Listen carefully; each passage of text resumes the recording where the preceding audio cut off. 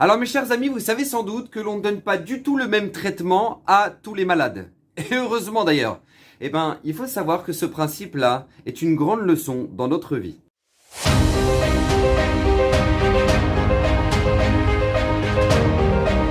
Alors mes chers amis, le Zerachim Shon de cette semaine, Bezrat Hashem, est dédié pour l'élévation de Stéphane Yair Messaoud Ben Avraham. Bezrat Hashem. Alors vous savez, il y a un principe extraordinaire, fondamental, mais je ne sais pas combien les gens en sont suffisamment conscients. Et c'est pour ça que j'aimerais vous partager aujourd'hui cette vidéo.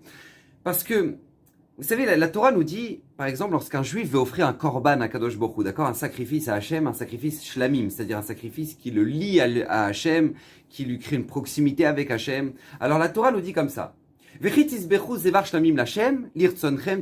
Lorsque vous allez offrir un korban shlamim à Hachem, alors vous l'offrirez de plein gré.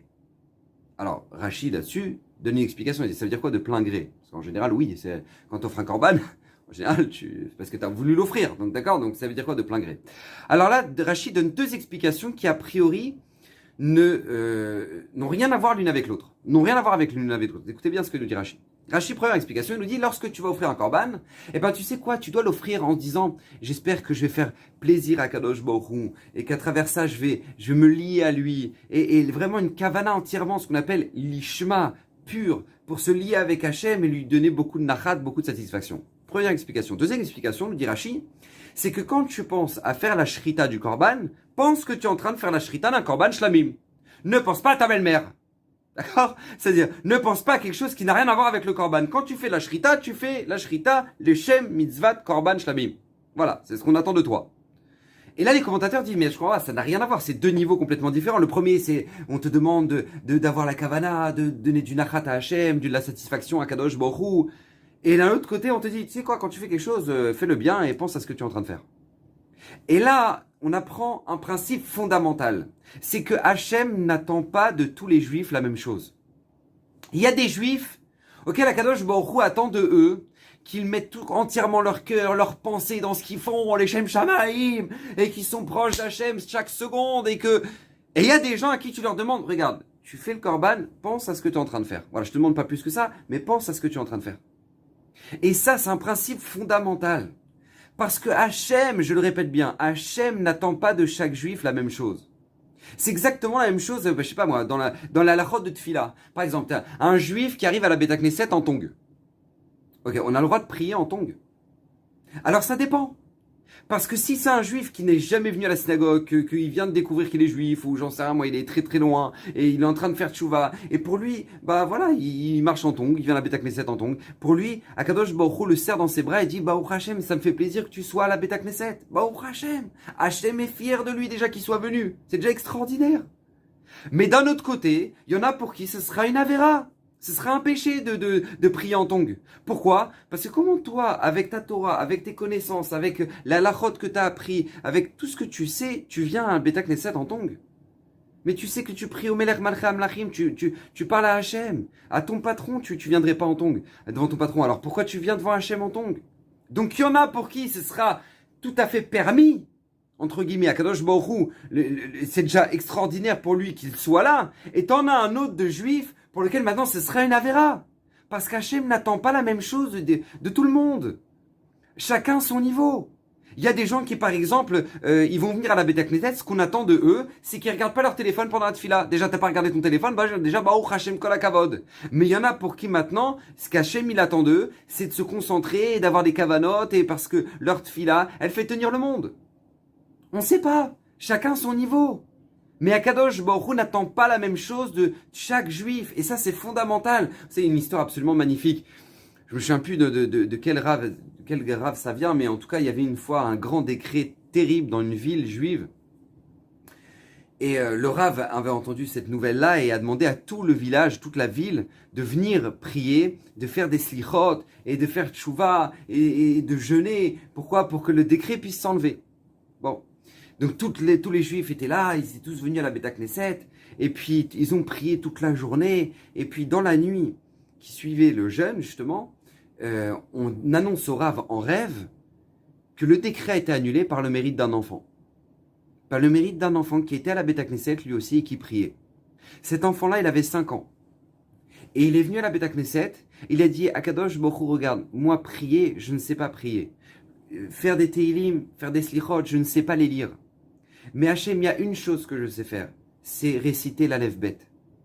Alors il commence à réciter Aleph, Bet, Gimel, Dalet, He.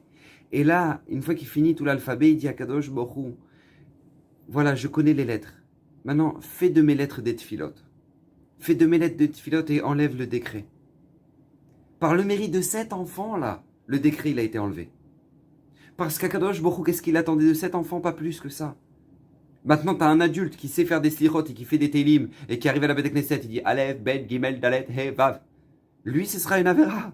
Pourquoi? Parce que, je comprends pas, tu peux prier, tu peux t'investir dans tes télim, tu peux t'investir dans ta tfila, et tu fais que Aleph, Bet, Gimel, Dalet, He.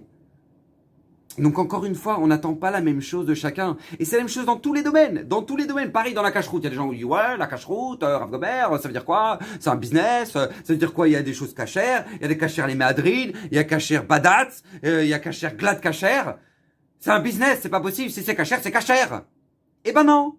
Eh ben non, je suis désolé de vous annoncer ça. C'est pas forcément vrai, ça. Et c'est la preuve, c'est une Gemara dans Choulin. Écoutez bien cette preuve incroyable. La Gemara, elle nous dit que Yecheskiel Hanavi, il a dit une fois à Kadosh Baruch Hu, vélo, quand il a prié à Hachem, il a dit vélo pour espérer de faire venir ses mérites devant Kadosh Baruch Hu. Il a dit vélo babéfi bassar pigoul.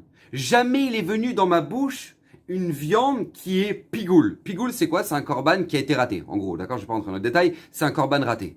Et là, Yecheskel, un avis, il dit jamais il est venu dans ma bouche une viande comme un korban raté. Alors en gros, c'est comme si maintenant Yecheskel, un avis, dit à Hachem, Hachem, j'ai jamais été au McDo. Hein? C'est un mérite, ça, non?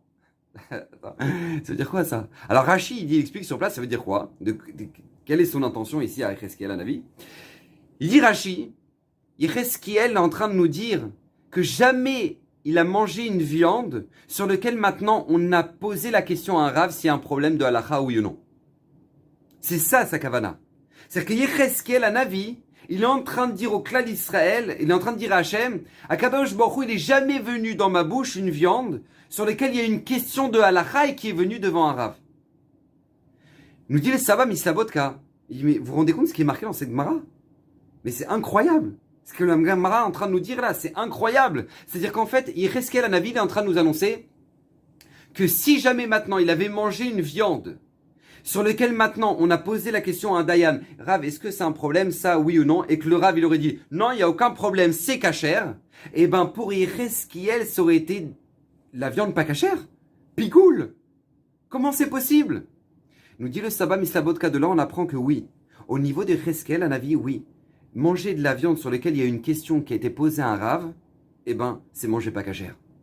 Ah, mais pour un autre juif, ça sera cachère. Oui, parce que pour un autre juif, il n'y a aucun problème de manger une viande comme ça. Mais au niveau de Yecheskel, qui lui était Navi, qui était prophète pour Hachem, que tout ce qu'il faisait dans sa vie, c'était entièrement l'irvod Akadosh Baruch Hu pour Hachem. Lui, manger une viande comme ça, c'est un problème.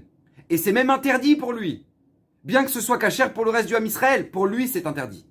De là, on apprend que oui, il y a des juifs pour qui maintenant manger cachère, c'est déjà très bien, c'est déjà extraordinaire et c'est ce qu'ils doivent faire. Et pour d'autres juifs, eh ben, manger que cachère, c'est pas ce qu'il faut. Ils doivent manger badat, ils doivent manger les madrines parce que leur niveau de Torah les oblige à faire et à être plus vigilants dans leur domaine de cacheroute. Oui, ça, on n'est pas tous au même niveau. Et pourquoi je vous dis tout ça et pourquoi c'est tellement important? Parce que le Zera Shimshon nous ramène un chidouche extraordinaire. Écoutez bien, il nous ramène le pasouk dans Teiliv, Magid dvarav le Yaakov, chukav ou mishpatav le Israël. Je m'explique. Le Zera Shimshon ramène ici un verset qui est en train de nous dire deux choses. Magid dvarav le Yaakov, on doit dire les paroles d'Hachem à Yaakov, chukav ou mishpatav, ses décrets et ses lois à Israël. Nous dit les Zera Shimshon, on ne parle pas du même juif là ici. Il y a des juifs qui sont ce qu'on appelle au niveau de Yaakov. C'est-à-dire ils ont un certain niveau. Mais il y a des juifs qui sont encore plus élevés, des tzadikim, etc., que eux, ils sont au niveau de Israël. Nous dit les Zera Shimshon, David Amelech est en train de nous apprendre ici, on n'apprend pas la même Torah à Yaakov et à Israël. Il y a des juifs à qui tu dois avoir un certain langage pour qu'ils comprennent les choses simples. qu'ils comprennent des choses qui sont à leur niveau, qui leur permettent d'avancer. Ça, c'est Magid Varav le Yaakov. Mais d'un autre côté, on a Chukavu Mishpatav le Israël. C'est-à-dire que t'as des gens qui sont à un autre niveau, comme les tzadikim, que eux, ils s'élèvent dans la Gdusha, dans la sainteté, dans l'étude de la Torah, qui se consacrent entièrement à ça, qui essayent de comprendre chaque détail de l'Halacha, qui essayent de rentrer dans les sodot, dans les secrets de la Torah Gdusha. Mais ça, c'est pas une Torah qui est adaptée à Yaakov. D'accord? Il y a la Torah pour ceux de Yaakov et la Torah pour ceux de Israël. Et nous dit les Zera Shimshon, on doit être capable d'adapter justement notre discours en fonction du juif à qui on parle. Vous savez, par exemple, moi je vois des gens qui détruisent leurs enfants avec des histoires de tzadikim. Avec des histoires de tzadikim. Je donne un exemple très simple, d'accord? Par exemple, le roi Chaim Akadosh, un homme d'une Gdusha extraordinaire qui vivait au Maroc. Et lui, le roi Chaim Akadosh, l'essentiel de sa vie, c'était l'étude de la Torah. Mais pour avoir de quoi subvenir à ses besoins, de lui et de sa famille, il était bijoutier. Donc qu'est-ce qu'il faisait? En fait, il travaillait un petit peu pour avoir de quoi vivre pour le reste du mois.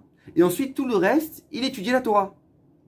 Et un jour, il reçoit une commande je sais pas si c'était le roi de l'époque, le roi du Maroc, ou c'était le responsable de sa région, je me souviens plus, mais en tout cas, de quelqu'un de très important. Il reçoit une commande pour, justement, de bijoux. Et là, il répond à l'envoyé qu'il ne peut pas faire ces bijoux-là parce que, ça y est, ce mois-ci, il a suffisamment travaillé et que voilà, c'est tout. Ça suffit, que maintenant, il doit se consacrer à l'étude de la Torah. Donc, il n'ouvrira pas son magasin, il ne travaillera pas. Donc, lui, le dirigeant qui entend que le roi Chaim Akadosh, ce petit juif-là, ne veut pas faire ses bijoux, dit, bah, il n'y a pas de problème, on va lui donner une belle leçon de vie. On va le jeter dans la fosse aux lions. On va leur apprendre ce que c'est que la vie à ces juifs-là. Et donc, du coup, ils vont jeter le roi Chaim Akadosh dans la fosse aux lions. Maintenant, miracle extraordinaire, non seulement les lions ne vont pas le manger, mais ils vont l'entourer, s'asseoir autour de lui. Baruch Hashem, extraordinaire, d'accord? Miracle du roi Chaim Akadosh, depuis ce jour-là, il va recevoir ce nom-là de roi Chaim Akadosh, le roi Chaim, le saint.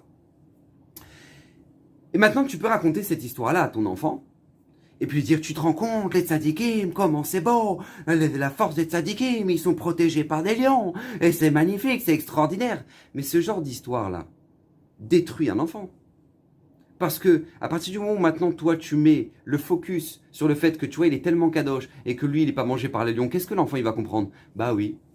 Bah c'est vrai, il y a des gens qui sont des tzadikim, et puis bah voilà, bah nous on n'est pas à ce niveau-là, bah moi je me ferais manger par un lion, mais bon lui, bah non, lui il se fait pas manger par un lion, parce que lui il est kadosh, et le roi Chaim a kadosh.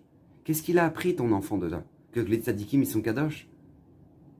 Mais par contre, tu peux utiliser cette même histoire et construire de manière incroyable ton enfant, en mettant le focus non pas sur le fait que maintenant il n'a pas été mangé par le lion, mais le focus par rapport au fait que le roi Chaim Akadosh, que même si maintenant on lui proposait une affaire extraordinaire, on lui proposait de gagner énormément d'argent, il n'a pas ouvert son magasin parce que ce qui passait avant tout pour lui dans sa vie, c'était l'étude de la Torah.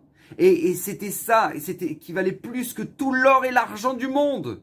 Et c'est ça qui l'a élevé à ce niveau-là, et qui a fait de lui le roi Chaim Akadosh, qui par la suite ne sera pas mangé. Mais si tu mets le focus sur le fait que lui, l'essentiel, c'était la Torah dans sa vie, oui, ça c'est un message extraordinaire que tu peux passer à tes enfants. Parce que ça, ton enfant peut le comprendre. Et ça, ton enfant doit le comprendre pour la vie. Mais tout dépend sur quoi tu mets le focus. Et nous, lorsqu'on parle à nos enfants, Magid Dvarav les Yaakov, on parle à Yaakov, on doit le construire, on doit l'armer pour la vie. On ne peut pas se permettre de lui donner un message qui n'est pas adapté. Et combien ça c'est important. Et c'est pour ça que je reviens sur ce que j'avais dit au début de ce Zera Shimshon. On ne donne pas le même médicament à tous les malades. Nous dit la Gemara dans Kiddushin, Barati Yetzerara, Barati lo Torah Tavlin. J'ai créé l'Yetzerara.